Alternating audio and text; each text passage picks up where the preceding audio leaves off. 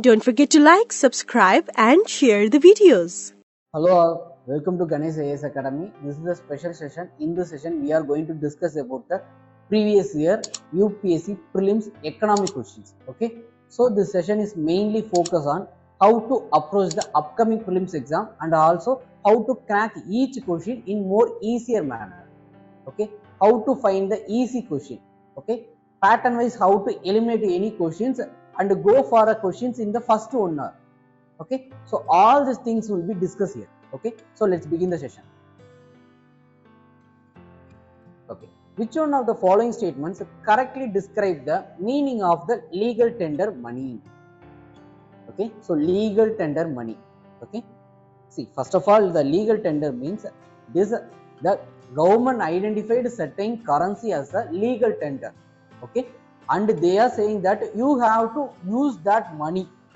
Okay, so it is the government of India or a government of US or else a government of Russia saying that this is the legal tender. It is lawfully acknowledged by the government.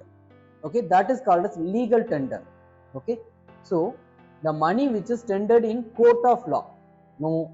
Okay, the money which a creditor is under compulsion to accept the settlement of his claims. Yes, okay. The bank money in which the form of check draft, no, it is not a legal tender. Okay, metallic money in circulation, which means there is not only the metallic money, it is also a paper currency. Okay, so that statement also wrong. So the answer will be B.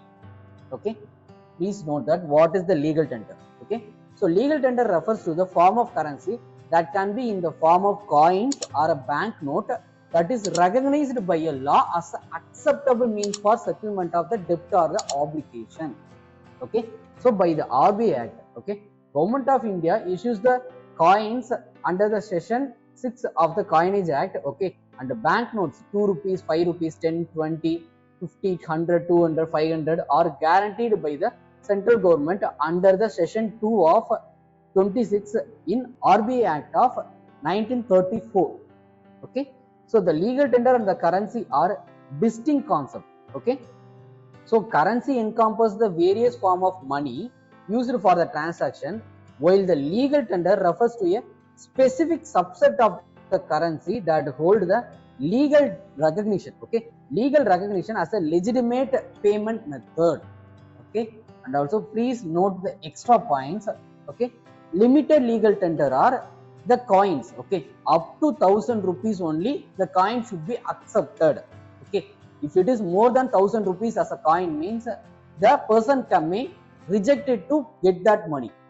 Okay, so it is a limited legal tender. Okay, next, unlimited legal tender is the paper currency. Okay, but it is also not that way. Okay, if it is if you are going for getting a money of more than 10 lakh means there will be certain things the bank have to inform to the IB and CB and everything. Okay, so there is certain thing also happening in the hidden way. Okay, so the non-legal tender is a check or the postal order. Okay, so these are the things they may ask in the upcoming prelims exam. Okay, so what is unlimited legal tender, what is limited legal tender, what is non-legal tender, that may also they will ask. Okay, another thing is the fiat currency, fiat money. Okay, which means the face value and the intrinsic value will be the same, that is called as fiat currency. Okay, thank you.